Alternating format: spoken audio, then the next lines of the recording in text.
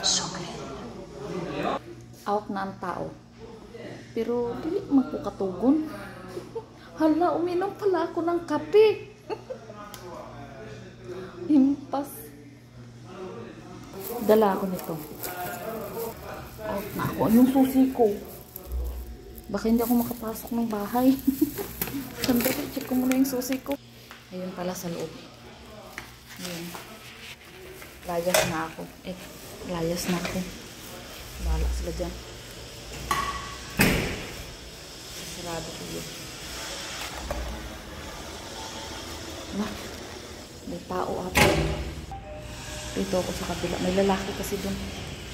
Madaling araw.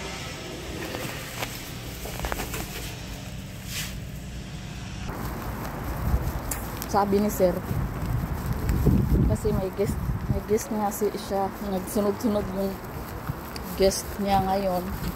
Ang sabi niya sa akin, ngayon yan lang, Iman, pwede ko nang umuwi, anong oras na?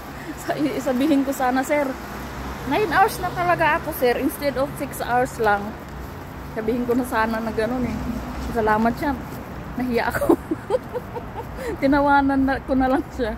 Sabi ko, sige sir, thank you. Sabi ko na lang sa kanya. Tapos sabi nung lalaki dyan, oh. Dyan. Sabi niya, may pakain kasi yan sila kanina. Nakita ko yan eh. May mga buffet sila dyan kanina sa loob. Kasi sumilip ako dyan sa labas. Sumisilip ako. Sabi nung gwardiya, pwede kang kumain, pasok ka. Sabi niya sa akin. Sabi ko, hindi. Takbo! Sabi ko, hindi. Nakakahiya kaya. Nakakahiyang pumasok, kakain ka lang. Pero ano yan, free. Free yung pagkain dyan. Diyan. Nagpapakain yan sila.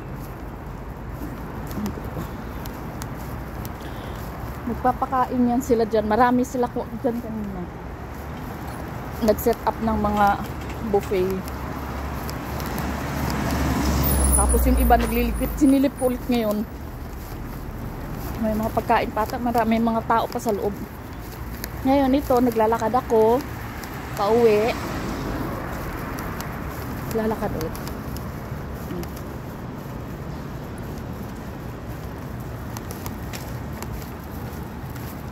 Tapos sabi ko sa anak ni sir. Sabi ko, Muhammad, may susi ka ba? Sabi niya, oo. Sabi ko, uuwi na ako. Baka wala kang susi dyan na dala. Sabi niya, Miro, uwi ka na. Sabi pa niya sa akin, uwi ka na. Sabi ko, ano gusto mo? Matutulog ako dito sa office. Tumawa lang yung bata. Sanay kasi yan sila sa akin na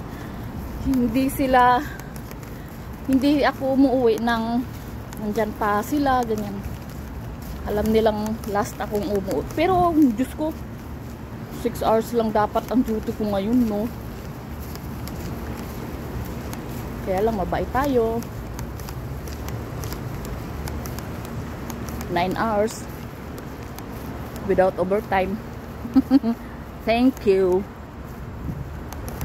Pero okay lang yun. Enjoy naman ako. Enjoy mo lang ang life. Tapos kanina, pagbaba ko pa sa building, timing pagbaba ko sa building, may pulis, yung itim. Okay lang naman kasi may papel naman ako. Bibigay ko lang naman yung aking ID. Yun, i-scan nila yun, makikita nila yung na legal ako. Sarap umuwi ng ulang init. Ganito. Diba? Pero bukas, papasok ako ng mga ano na, last 10 na ng gabi. Tingin sa kaliwa, tingin sa kanan. Baka ma-side sweepan. Sabi pa ng amo ko, kung nakangiti daw yung mga babae sa office, bibigyan daw niya ng problema.